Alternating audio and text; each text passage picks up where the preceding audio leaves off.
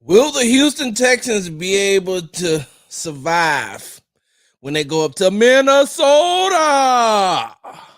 Hard work, hard work, hard work, hard work, hard work, work. There you go.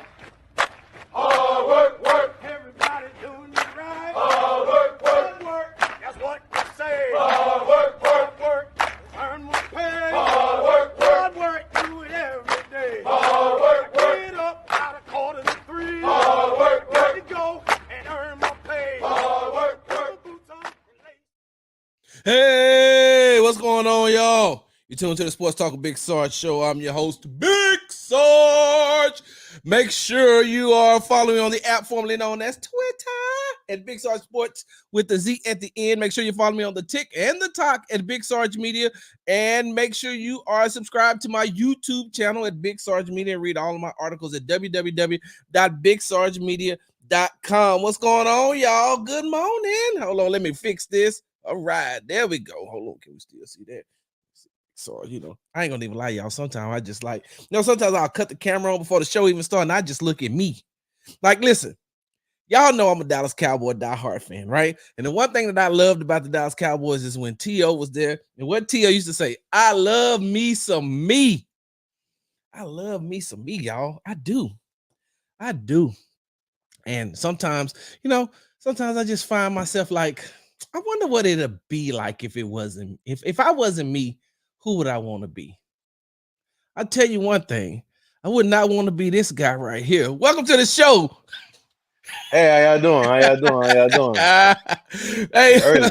It's early. It's early. right, very early. Right now we have ESPN Houston beat writer DJ Bien-Aime, right? Bien-Aime, Yep. right? Yep. Right. Yep. Man, Yep. I Not pronounced that. Bien-Aime. Not Huh? Bien-Aime, but Bien-Aime. See, and I said it right?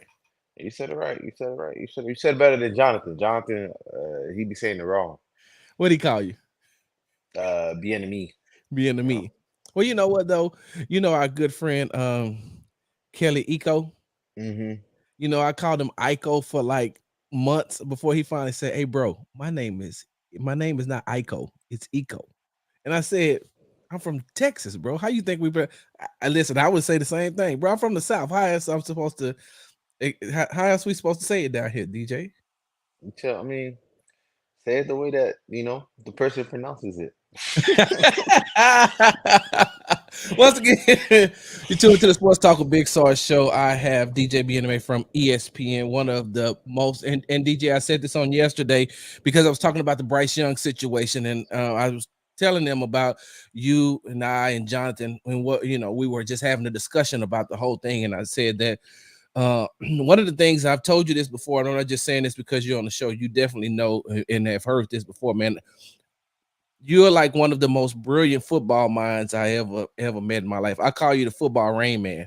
Appreciate that. Appreciate that. Appreciate that.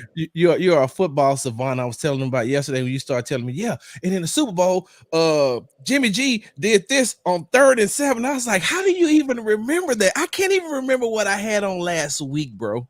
So Yeah, man. Yeah, man. I be remembering stuff sometimes. My girlfriend said I got a bad memory, but I remember football stuff. and that's what I was going to ask you before we get started, man, is how do you like DJ, how did you become such a great football mind like that, man?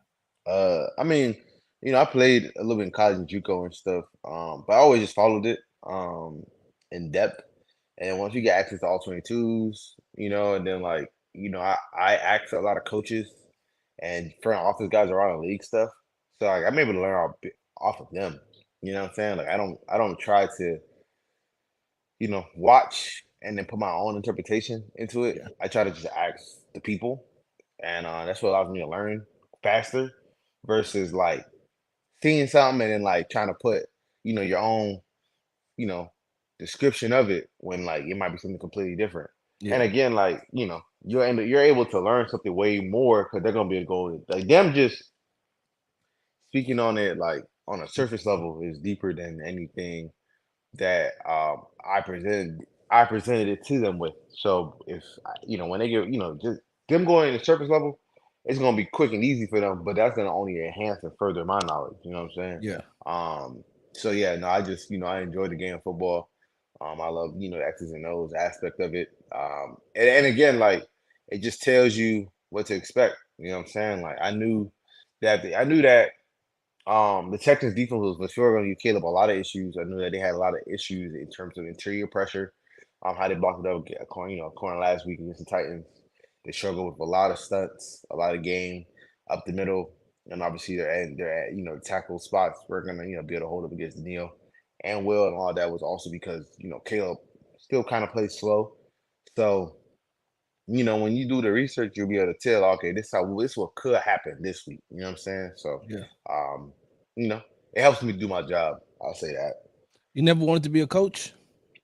I do plan on coaching like kids one day. I feel like um, I have a lot of knowledge just athletically, whether it's track or football, that I wouldn't mind giving back to like kids in the area. Yeah. So I do plan on. I mean, the Migos asked me that a few times, so I do plan on doing that eventually. Um, I don't. I'm not trying to like, oh, I'm trying to go coach in the NFL one day. Like, nah. This is more like to fulfill my. I feel like I want to say my purpose, but just my contribution, and just living a purpose that God's blessed me with, and just helping out kids Yeah. and teaching kids. You feel me? So, Yeah. and just being able to have that impact beyond just football. A lot of kids that are like 10 through 15, 16, they just really the impact is just the relationship that you can build with them, you know what I'm saying?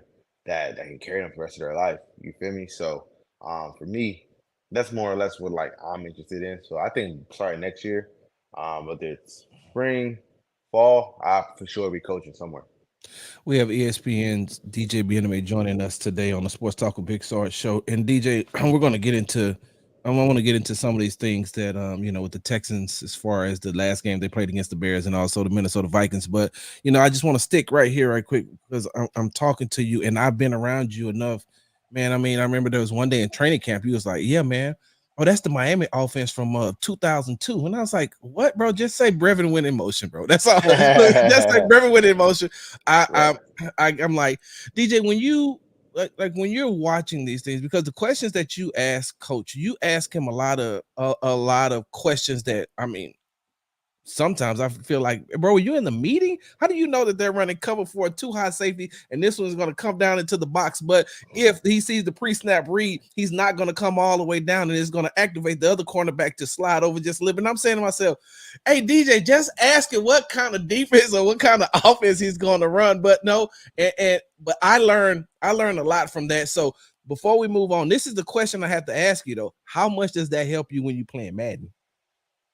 Man, a lot. No cap. A lot. You know what I'm saying? Like disguise is everything. So whether it's a video game or real life. So no, I ain't gonna lie, it does help me a lot. But I would say like Madden helps me like understand football even more. There's some players on the Texans that would agree with that. And like when I ask those questions, I can get a more specific answer. But I still have to keep it general enough to where like they're not giving away the game plan. I remember I asked Yeah. Robert Saleh.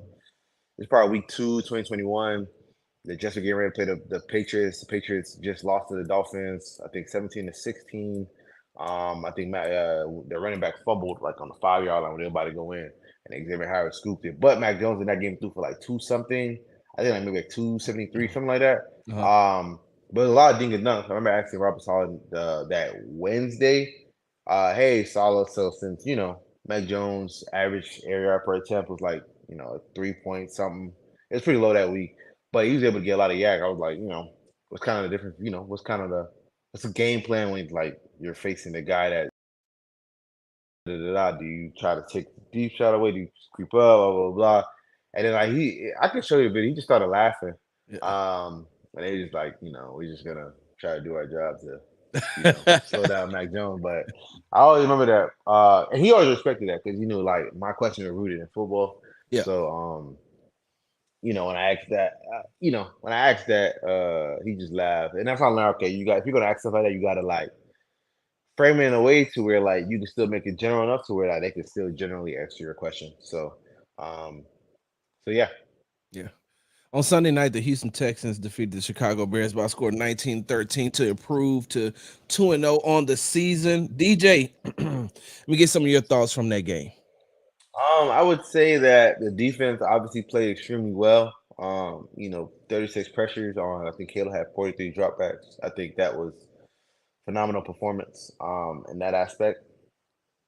I would say offensively, good first half. Second half, I see you would say not Texans football. Um, CJ and Bobby kind of had some issues against Matt Eberflus's disguises because he had some really good disguise. There was one play where like the Texans shifted over. It might have been like a third down. So CJ ended up getting sacked, but they shifted over and it looked like the Bears were in cover three or at least in single high, and then they shifted to cover two, inverted cover two, where it's basically like you had the corner on the boundary to the far side. Uh, yeah, to the boundary. Like he went back into like the deep half, and then you had like the nickel corner who was over Nico went to the flat. So like just little things like that. To like when CJ's looking to the trip side, I think cover two is actually really good. Like cover two to the trip side is actually a really good call. Um, because obviously if you're going trip side, you're trying to find something over there. And cover two makes it kind of muddy. And Yeah. then when he went back, by the time he tried to look back, he didn't trust his eyes because he had to go for a dig. But at that point, the tackle was able to get him. So like there was just a lot of plays where Texans could have put it away, but credit to Matt Eberflus and the Texans, they gotta start to clean up some of the I guess the clunkiness in the passing attack at times, Yeah. so they can really get going. And that's what I was going to ask you, DJ, because you brought up the Chicago Bears defense, and I remember in the locker room I was talking to one of the Houston Texans offensive linemen, and he was just telling me how he said they threw a lot of mess at us, and a lot of line stunts. He said there was a lot of mess, and I don't know. I discussed this on yesterday's show, but do you remember when the sack in week one when DeForest Buckner came Yep. from? He Yep. came from around. He started off in front of Kenyon Green on the left side and came all the way around Titus Howard, and Yep. got the sack. Do you think that the maybe the Chicago Bears, who by the way, and we're going to talk about the Houston Texans offense in just a second. Like, I think that when people look at the Chicago Bears, they automatically look at Caleb Williams. That's all they want to talk about. Caleb Williams. But they really have a good defense. Like, they have a really good defense. And I don't know why, people didn't expect them to do some of the things that they did. Now, I'm not going to lie. I thought it was going to be a blowout because I thought that offense would find the holes and be able to go, and it seemed like they was just stuck in first gear. But when you went back and you looked at the game, did you see a lot of that from the defensive line as far as those stunts was concerned as well? Yeah, I would say there are a few plays. Really, what they were doing a lot was just making sure that they changed the picture at the snap, to confuse CJ, Mm-hmm. or not even confuse, but to like make him hitch, and make him stay on some tone. There's some times where like if his first read wasn't there and his like check down wasn't there, he'd bail out of the pocket. I think there were some opportunities where you could have went through his finished his progression, but he's I know like he's really good, but like we forget that he's only 23, so he's still like learning, like right. Like I think last week was his 17th NFL start in the regular season. Obviously, he has 19 total.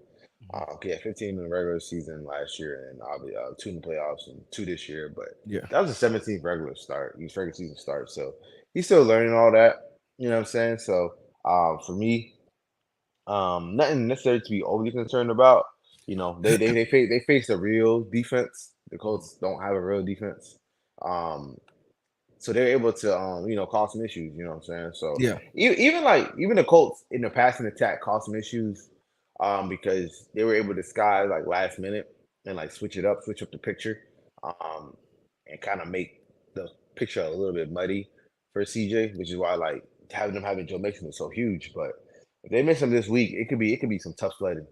Yeah, and so I want to stick with on the offensive side of the ball for the Houston Texans. DJ, what is it going to take for them to get going? Because the way that I look at it, I see it as you added Joe Mixon, you added Stephon Diggs. These are two players that CJ in his second year, he's only, like you just said, he has 19 starts in the NFL going into his second season. And, of course, we look at how outstanding his rookie season was. I mean, he broke a lot of records, and you look at him and I normally don't judge quarterbacks till after year 3.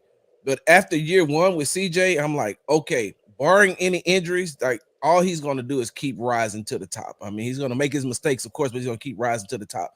But he also has to get used to playing with Mixon. He also has to get used to playing with Diggs. And remember, he only had half a season with Tank. And so now he got to get back used to playing with Tank as well.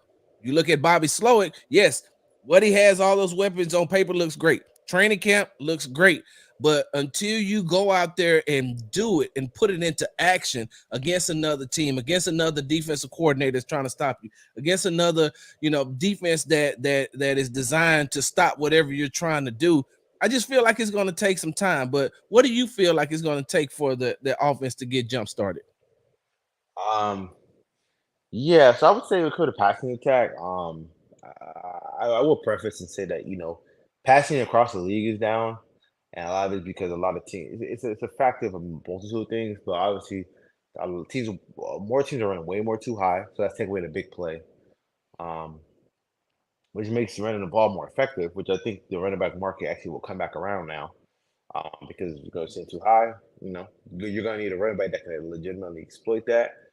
So for them, I think to get it going, it's gonna have to be okay with the boring and like really be fine with taking the underneath stuff and being able to hit the play really well within time. Because the thing about it, if you go too high and you start trying to do too much, that's when you can get into some trouble. Um, so I'd like really get comfortable with playing in the intermediate, the short game, staying within rhythm within that aspect. Um, Really just taking what the defense gives you. But a lot of that, I would put a lot of that not for CJ, but a lot of that's gonna fall on Bobby. Like Bobby's gonna have to do a better job of um, not giving CJ layups, but making the reads a lot more. I don't say easier for CJ. I don't think it's necessarily that, but like get a better beat on what defenses are trying to do to him, right?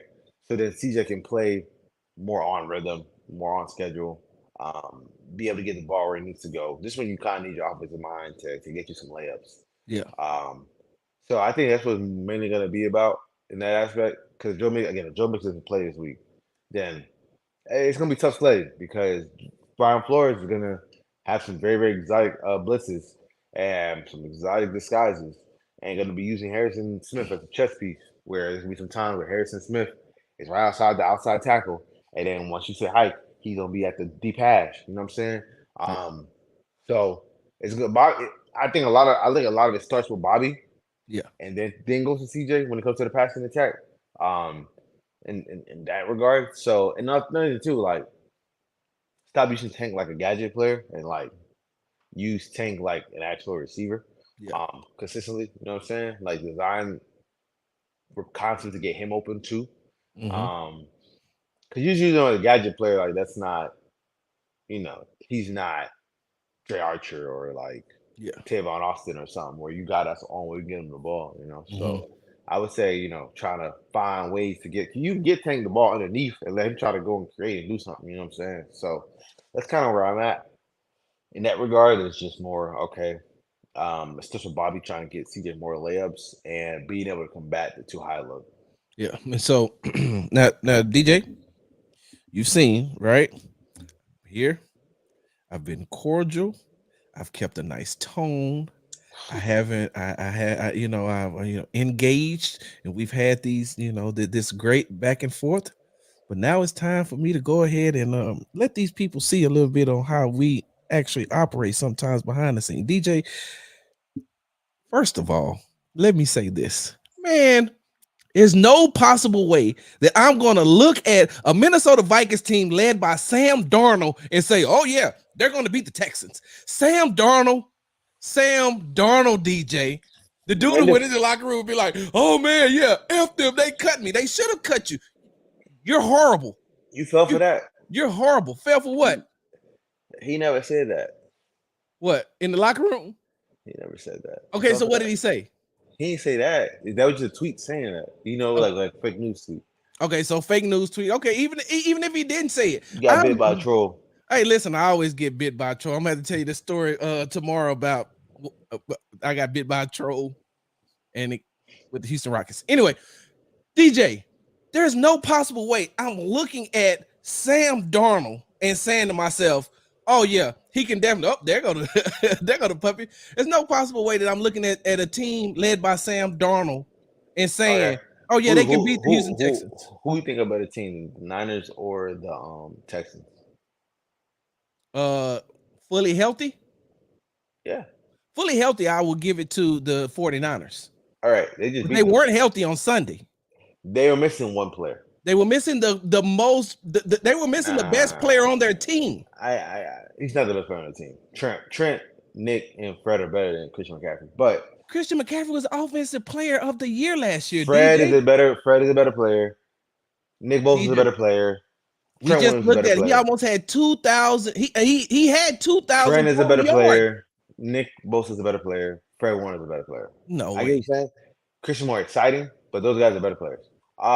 He makes that offense go. He does not make the offense go. He definitely makes that offense go, DJ. He doesn't make the offense go. Okay. But again, like the Vikings just beat, and they handled the 49ers. They handled them pretty well. So I would say like it's not just Sam Darnold thing. It's because again, like Sam Darnold, he's gonna get you. He can get you with Cameron O'Connell's weapon. He can probably get you to like 21 or 24 points, right? Week 1, he got 20 against the Giants versus the Giants. Last week, got him 23. So like, it's not about Sam Darnold. Outside of don't make any mistakes, things of that nature. Can you play on scripts?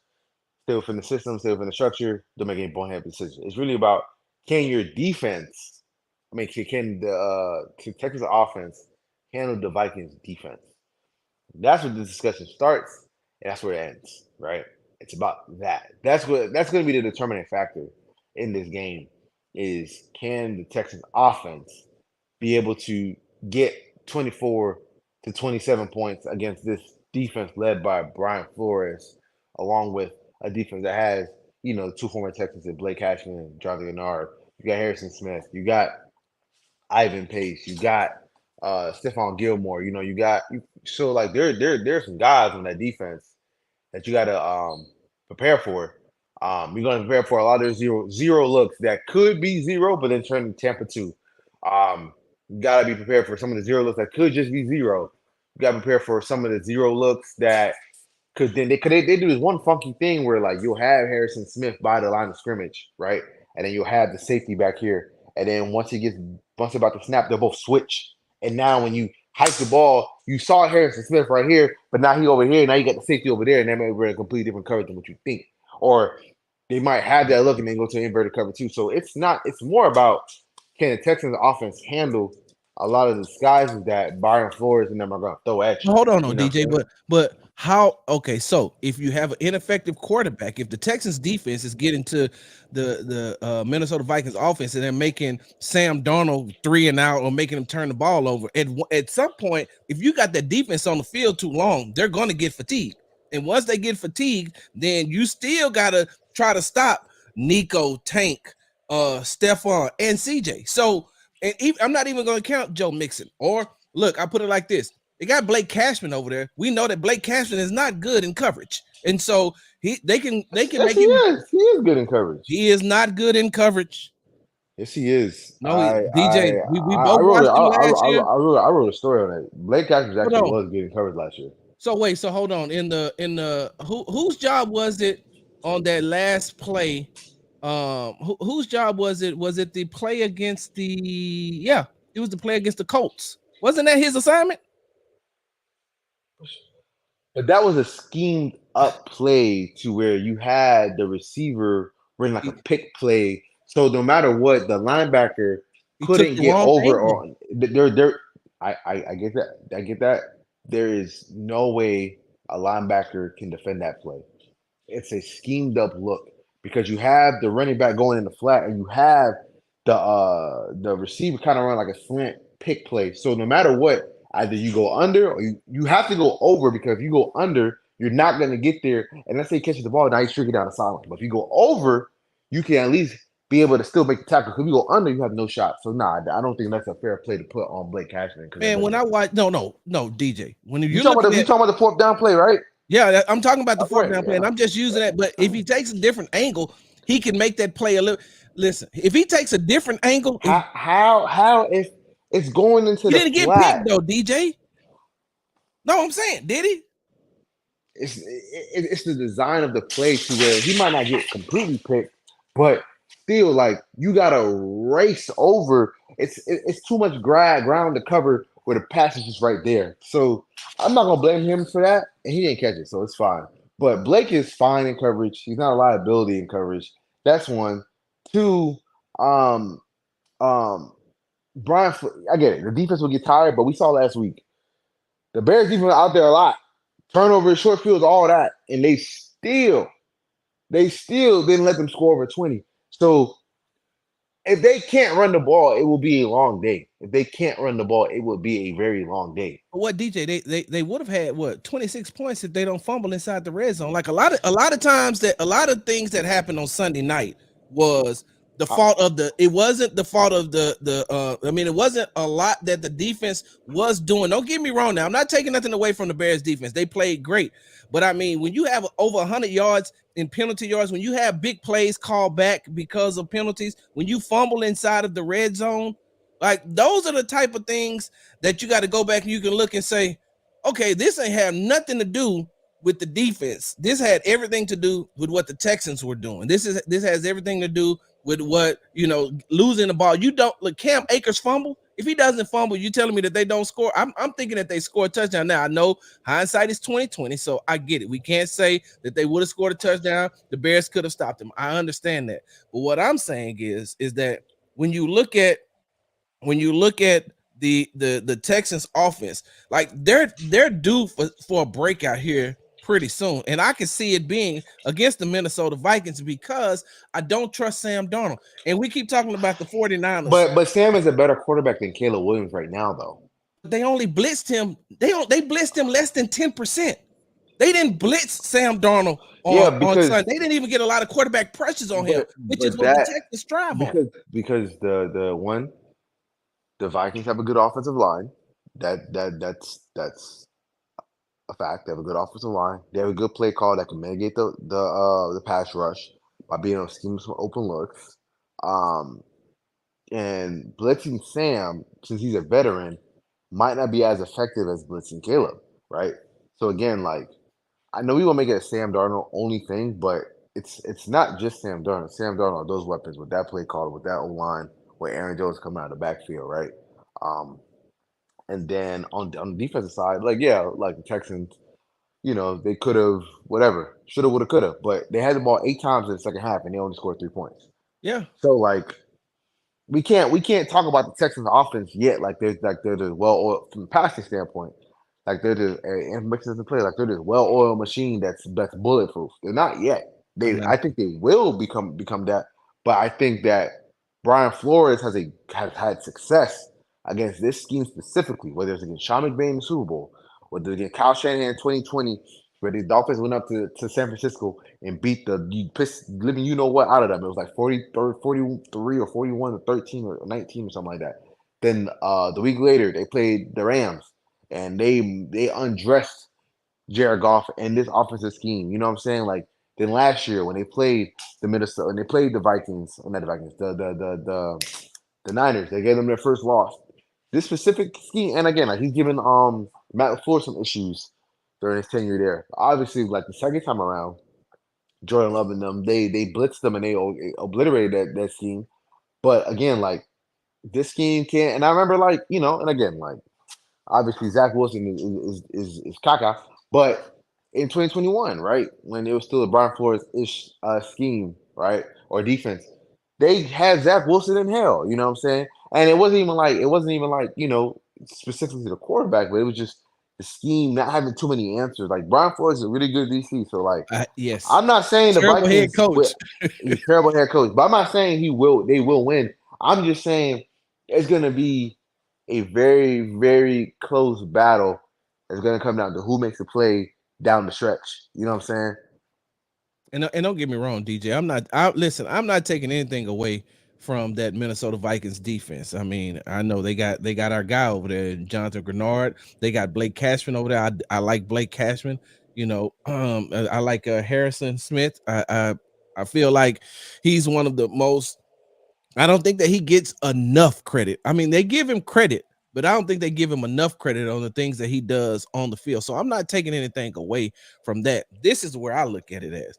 Last week against the Bears, they're going up. CJ is going up, also going up against the NFC Defensive Player of the Week in Week 1 in Tyreek Stevenson. And he's also going up against a second team All Pro from 2023 and Jalen Johnson. So you got these two ball hawking cornerbacks that you have to worry about. This week, the line, the matchups on the ends with the matchup with the cornerbacks don't scare me at all. And Stephon Gilmore and Byron Murphy, like I'm looking at the targets. He has Gilmore 12. He was targeted 12 times. This is for the season. 9 receptions, 92 yards. Murphy 15 targets, 11 receptions, 96 yards. I don't see that those two. I don't see a matchup where I can see Jalen Johnson. Let's call him Jalen Johnson taking out or matching up a lot with Nico, which is what I thought was going to be coming into the game. Then they put Stevenson on him. Stevenson pissed him off. You see what happened, the results. I don't see anybody on that defensive side of the ball, as far as the defensive backfield, that's going to be able to stop Nico. And if you roll the coverage over to Nico, then now what do? You're going to leave the opposite side wide open. With that being the case, right? I'm also looking at a Minnesota Vikings defense who's played Daniel Jones and Brock Purdy without Christian McCaffrey. They haven't played a CJ Stroud yet. And listen, I'm not saying that the Texans can't lose. What I'm saying is the Texans won't lose. No, I think saying that they won't lose is fine. Brock again Brock. I mean, that scheme again. Brian Flores gives that scheme a lot of issues. I'm not particularly sure why. I'm not, a lot of disguises obviously get them issues, but um, I don't know who's gonna win yet. I haven't made my pick yet. I gotta watch some more film on it before I make my pick. But I wouldn't be surprised like they lose this game. Like Texans haven't. They're not the team yet that like dominates guys yet. Gotcha. They're not there yet. They're not there yet. I think they will be by the end of the year because D'Amico seems like the coach that his team gets better as the year progresses. But until then, you don't think they're a team that can say they can walk into any stadium and just automatically be the favorite and win. Nah, not yet. They're not there yet. Because like the last 2 weeks kind of show that, right? Like the Colts, like it's clear that they're a better team. Block punt. Then now the whole game is back and forth, back and forth, back and forth. Last week, that game should have been over by the third quarter. Yeah, the offense could have put them away. Yep. And granted, the Bears made plays, so I tip my cap to them. But I think the X factor this week is Joe Mixon. Joe Mixon is available, ready to play. Then they'll win. I mean, I think they'll win. If he's not, then it's really a toss up because if they can't run the ball effectively, you're going to be in a lot of tough situations against that Brian Flores' blitz package. On the other side on the same side of the ball, what do you see as far as the matchup between Justin Jefferson and Derek Stingley Jr.? I think that's a matchup you're probably going to want to double. I don't think you should leave Derek one-on-one. As good as Derek is, Justin Jefferson is the best receiver in the league. Yeah, and I don't want to try to test. What makes him so good, DJ? I'm sorry, I didn't mean to cut you off, but what makes him so good?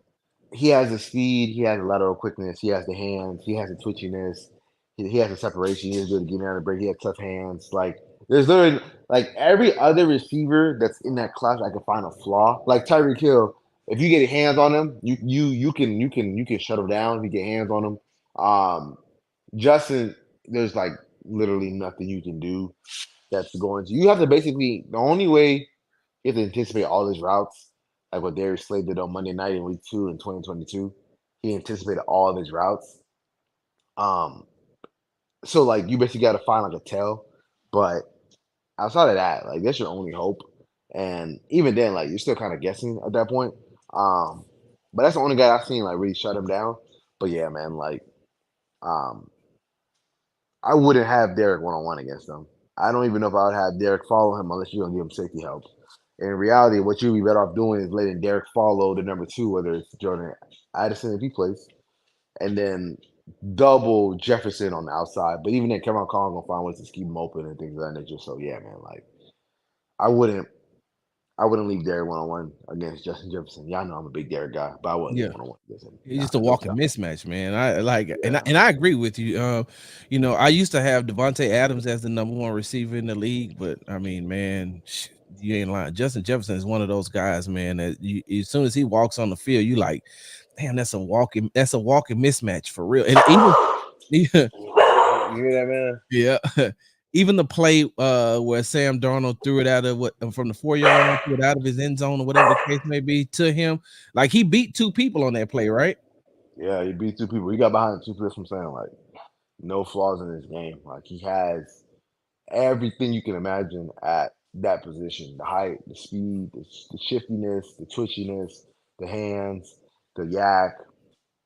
There's no flaws in it. There's literally no flaws in his game.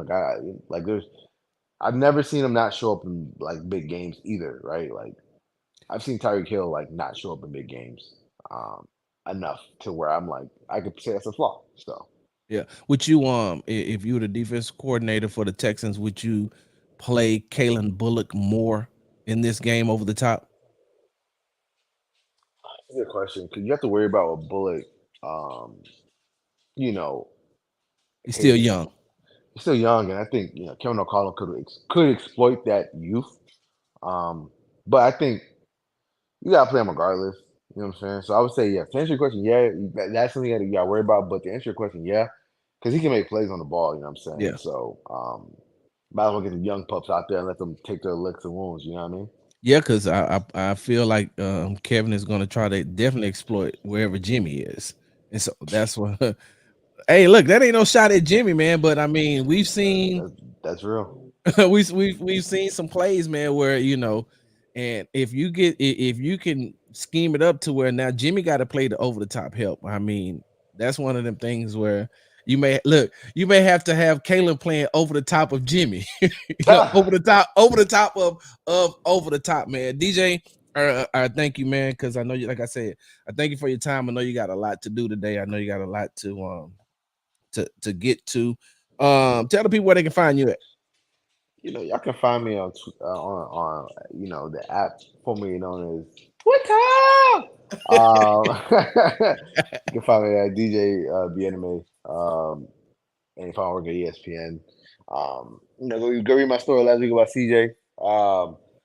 Got some more things in the chamber. Trying to figure out what I'm write this week though.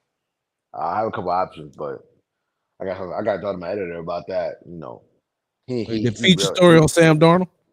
It's not no feature story on Sam Darnold, I can say that much. But what's his face? Matt is real specific. He's real specific. So with stories, so we'll see what I can get out this week. Yeah. Oh wait, DJ, I do have one quick thing. One small thing before you go. And yes, I look, pun intended, small thing.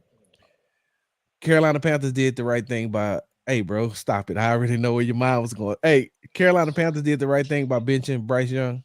It's terrible, and I want to say this. I remember, we were there. A lot of people, whether fans or media, were like, "Oh my God, how could you win that game? Blah blah blah blah. How could you win that game? Now you're gonna miss out on Bryce." And I've seen people try to like change it to like, "Oh well, if everybody knew CJ was gonna be this, then they would have took CJ."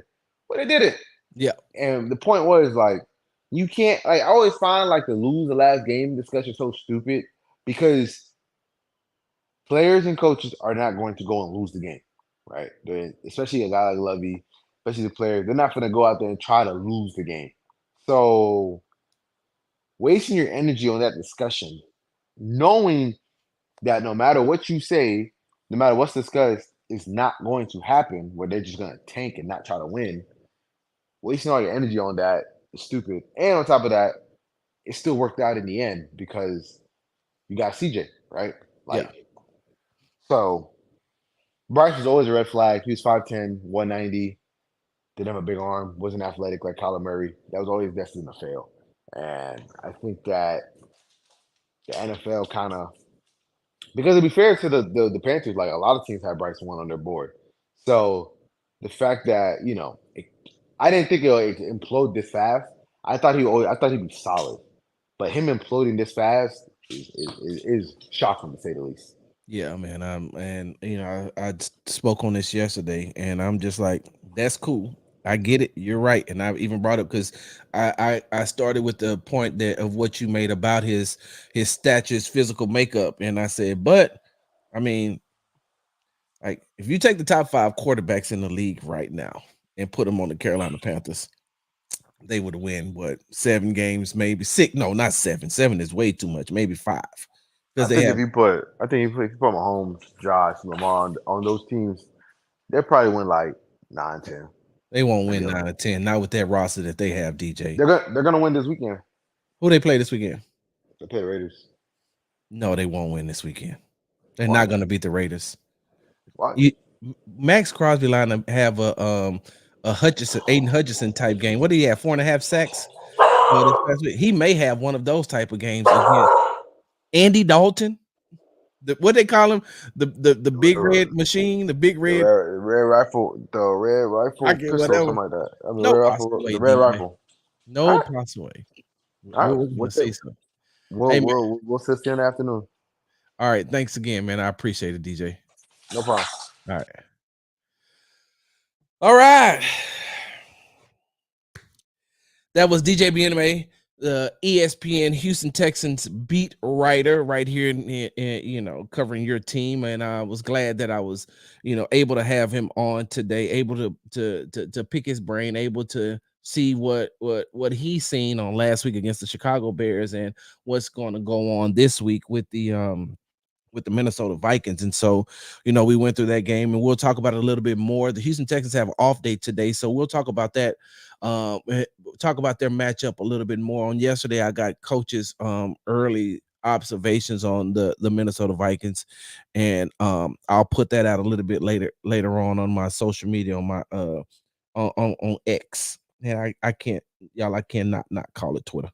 I'm sorry, I just can't call it Twitter. But before I get away from here, I want to go back to something that DJ and I spoke about and we talked about. And I'm just gonna say it like this. I can't see it, y'all. And maybe somebody else can help me see it. Maybe one of y'all out there, put it in the comments. Put it in the comments. Maybe one of y'all can see where Sam Darnold is going to be able to beat this Houston Texans defense. I promise you, I don't see it. I don't see it happening. I don't know how it's going to happen, only because I've watched Sam Darnold. I've watched Sam Darnold. I know who he is. I know what he no. I know who he is. I know what he is. Sam Darnold isn't even Kirk Cousins with the Minnesota Vikings. He wasn't even supposed to have this job. He has this job because of what? Because JJ McCarthy got hurt. He was only brought there to hold the clipboard. That's it. Hold on, let me look up something right quick. He was only brought there to hold the clipboard. Oh, my goodness. This is y'all. I'm looking at his stats from the first 1, 2, 3, 4, 5, 6 years in the league. He's been in the league 7 years. 1, 2. This is his 7th year. His best year was with the Jets, where he started 13 games and had 3,024 yards, passing, 19 touchdowns, 13 interceptions. In 6 years, like I said, he's in the 7th season now. In 6 seasons, right? 6 seasons. 1, 2, 3, 4 years. 4 years. His first 4 years, as a matter of fact, first 4 years in the season had multiple interceptions. His first 4 years, he threw 28 and 11 is 39. 39 plus 13 is 52. So that's 52 interceptions to, let's see, 36 and 18 is what? 54.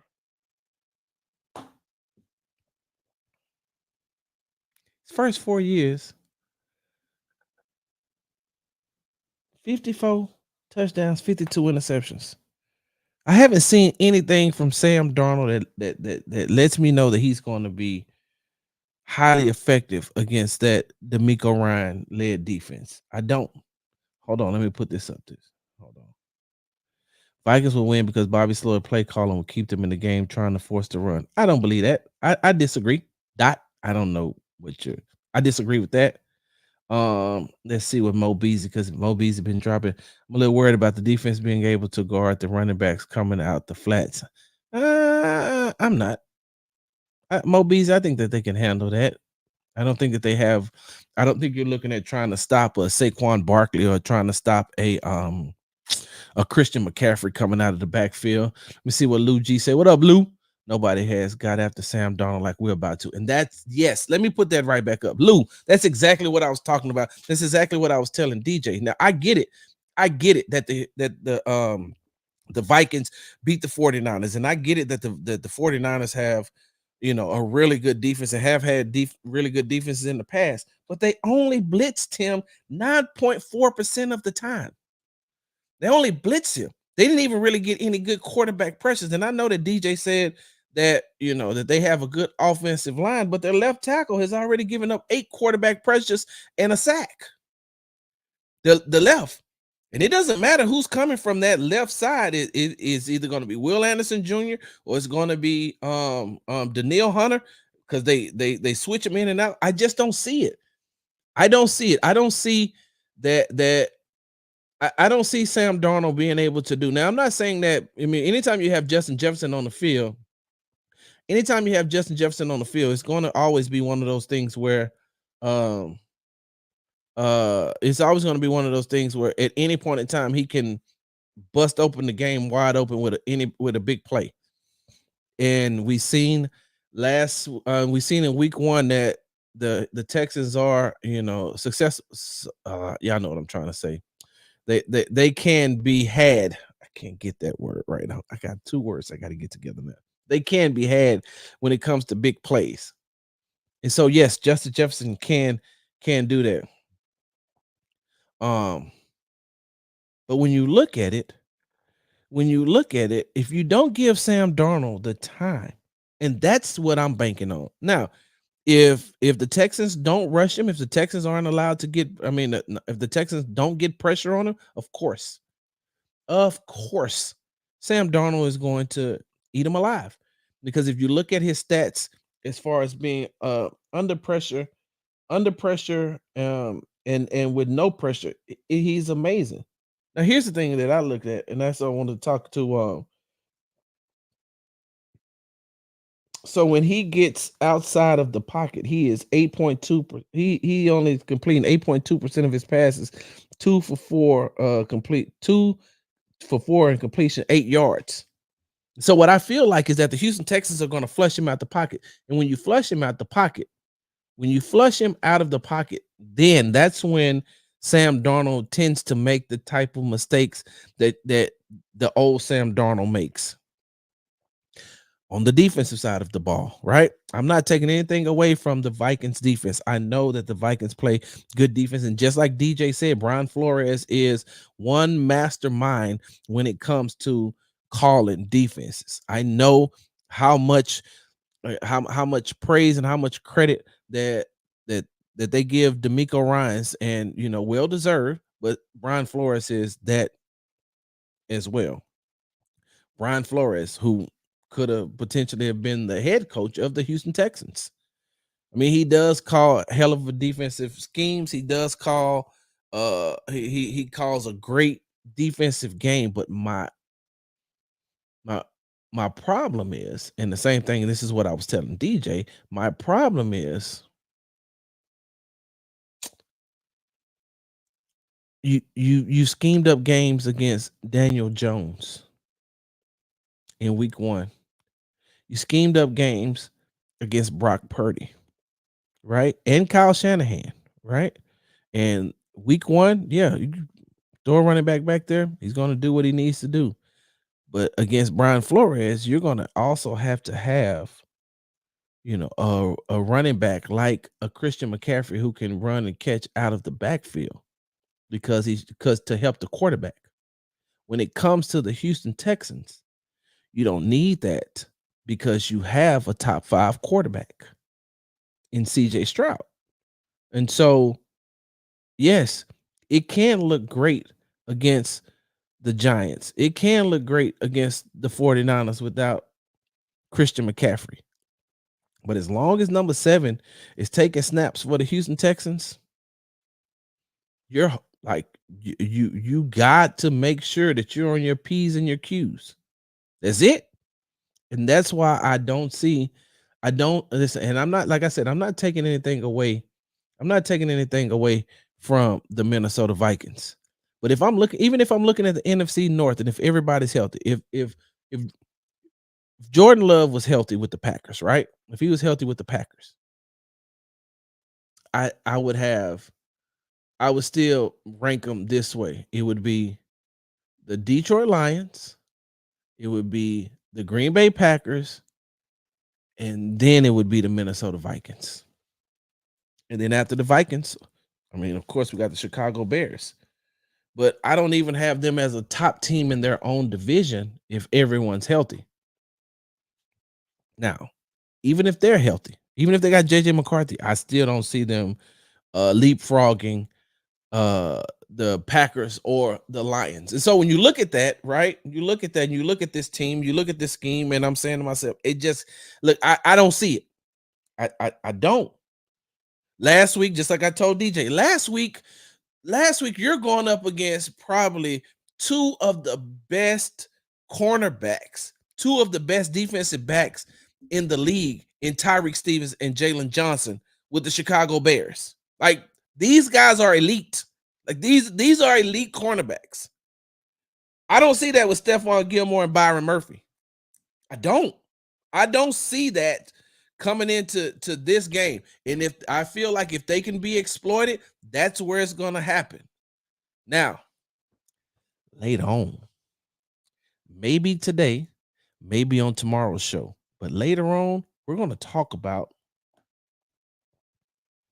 this matchup between Texans left tackle Titus Howard and Minnesota Vikings right defensive end Jonathan Grenard. They're going to renew their old rivalry as far as training camp goes. That's the interesting matchup. That's going to be the interesting matchup, because last year when Jonathan Grenard was healthy, we seen that he was one of the top defensive players in the league as far as putting pressure on the quarterback and things like that, getting to the quarterback. And I mean, Laramie made another Pro Bowl last year. So we're going to see these two going up against each other, 2 people who know each other very, very, very well. Let me make sure I write that down so we can talk about that. Tunsil versus Grenard. All right, y'all, I got to get up out of here. I got some things that I need to do, and so I heard it. So hold on, let me make sure I got this right, y'all. Hold on, let me do this, because before we get up out of here, like, I'm like, did they really? Hold on. Sean Diddy Combs charged with sex trafficking via recurrent and widely known abuse. Sean Diddy Combs has been charged with racketeering, sex trafficking, and transportation to engage in prostitution, according to the unsealed indictment against him released Tuesday. The details of Combs' arrest indictment have been revealed after the music mogul, who was the subject of a sex trafficking investigation, a pair of federal raids, was arrested in Manhattan, New York on Monday. The producer was taken into custody based on a sealed indictment filed by the U.S. District Court for the Southern District of New York. They announced that on social media, noting it would have more to say after indictment was unsealed on Tuesday morning. Good Lord.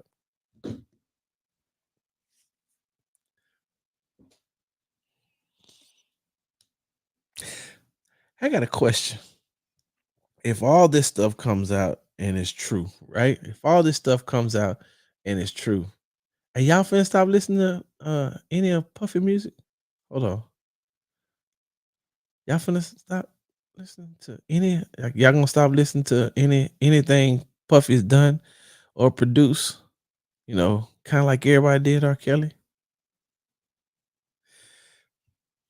Make sure you'll follow me on the app formerly known as Twitter at Big Sarge Sports with the Z at the end. Make sure you follow me on the Tick and the Talk at Big Sarge Media. Hey, why I always get low after I be super petty? I don't know. Make sure you subscribe to my YouTube channel at Big Sarge Media, and make sure you are reading all my articles at www.bigsargemedia.com. Once again, I want to thank ESPN's DJ Bien-Aime for coming on the show today.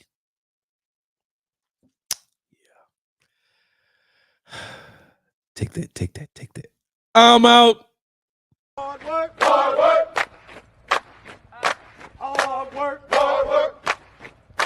Hard work, work. There you go. Hard work, work. Everybody doing it right. Hard work, work. Hard work. That's what I say. Hard work, work, work. Earn more pay.